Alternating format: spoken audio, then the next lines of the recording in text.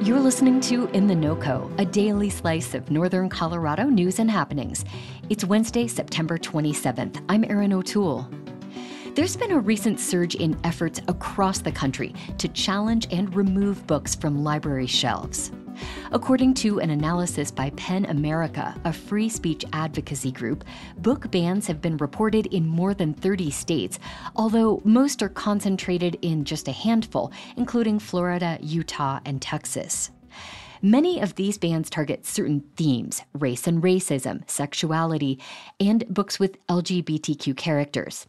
But in some places, these challenges have expanded to include titles that discuss grief and loss, violence, and health and well-being for teens. You know, Judy Blume has had a very lasting staying power because she was willing to write books about things that she knew young people had questions about, and weren't always, seeing themselves reflected in the books of that time. That's Diane LaPierre, Executive Director of Poudre Libraries in Fort Collins.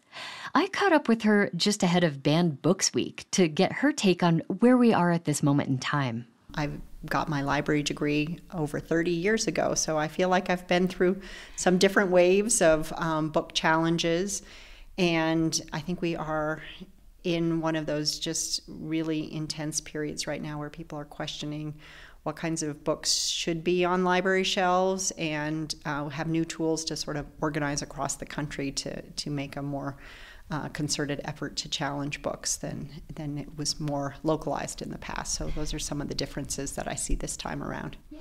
Is that something that's concerning to you, this sort of coordinated effort that we keep reading about where one person, writes in about 60 books or something? Yes, because at heart, I feel like our public libraries should serve the communities that they're in and be responsive absolutely to the people who live here. And I think it's sometimes hard to cut through what is happening more at a national level or with small groups of people who have more extreme views that really don't reflect the heart of our community. And so trying to kind of be responsive to what our customers who walk through our doors, who recommend books, who have questions about books, absolutely want to have conversations with those people. But there is a lot of noise out there that's coming from outside of our community that it's hard to kind of have reasonable conversations with people about. So when we talk about banning a book, what actually happens here? I mean, I feel like it starts with a challenge to a book. What needs to happen before it gets yanked off the shelf? So we're fortunate in our community. We have people who want to talk to our frontline staff about the books they see on the shelf, or about the books they don't see on the shelf. So I'd say even before it gets to a challenge, we have lots of great conversations with people who request books or have questions about books. But if somebody does see a title or hears about a title that they think we shouldn't have in the library, they fill out a form, and that's a challenge typically.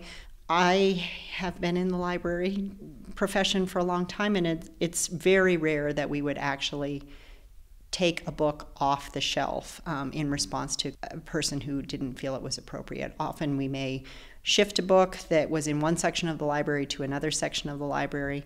Occasionally we have an old edition of a book, or we have information that's no longer accurate or valid, and there's new information we should have on the shelf. So sometimes we do make a decision to move a book or get a newer edition or a different title in addition to what we have.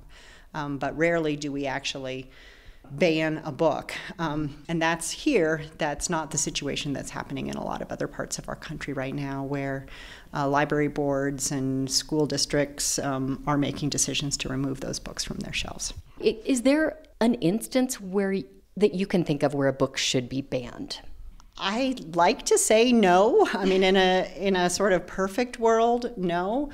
If a community really felt like a title was outside of the values that they want to have on their shelf and available to the public, I mean, that's not my decision to make for another library. That's my decision to make for this library system. And I really strongly believe that once you've taken that voice off the shelves, even if it was something that I personally found horribly offensive, I no longer have the ability to think critically about those topics and those ideas. Just reading a book doesn't necessarily make you change your your values and your experience, but it may make you see things a different way and want to read more about it and learn more about it. It sounds like it really comes down to the community and the library's place within the community. Absolutely. And in Fort Collins, we have, a community steeped in education. We have a college university presence here, and I think we are intellectually curious, and I hope we're the kind of community that can continue to respect other people's ideas and perspectives. We don't have to all agree with everything all the time. In fact, that would be quite boring. Yes, it would. And having more discussion is really the answer, I feel, to censorship, not quieting voices or taking materials off the shelves. I feel like in Colorado, we're a little luckier right now that this book banning trend isn't really playing out here the way it is in some other states. But are you concerned by any communities here in Colorado? Well, again, it's up to those communities to make those decisions for themselves. But, we had last year concerns around book banning in Wellington. And the town board took a stance that they were not in the business of banning books. That wasn't what they saw their role in the community. Douglas County is having a lot of conversations about that with their library right now. Library directors have a big part in this, but really the library boards are the governing policy-making entities for a lot of our libraries, and they reflect the needs and desires of the community. So, yeah, that it is happening in Colorado, not on sort of a statewide basis. That's happening in some different states in the country where they're passing legislation to make school libraries and even public libraries remove titles, and having librarians being held personally liable for checking out books that have been determined by somebody to be harmful to somebody else. Wow. Yeah. Wow. I mean, I feel like that truly is putting librarians on the front lines of these sort of culture wars. Yeah, absolutely. And I don't think that's a place that librarians or teachers or doctors or, a lot of people in these professions that are serving their communities feel comfortable being. So we're trying to do what we can in Fort Collins, Northern Colorado, Poudre Libraries, to support not just our professionals who work in our libraries, but folks in communities where they may not have as strong of a voice. So it sounds like it's coming back to the concept of intellectual freedom. It is exactly the idea of intellectual freedom, to make sure that our First Amendment rights are valued and recognized. That's the freedom to speak, it's the freedom to read, to think for yourself, and to have that access to information, to really have a robust marketplace of ideas. Diane LaPierre is Executive Director of Poudre Libraries. Thank you so much for talking with me today. You're very welcome. Banned Books Week starts this Sunday, October 1st. It's an annual celebration of the freedom to read that began 4 decades ago.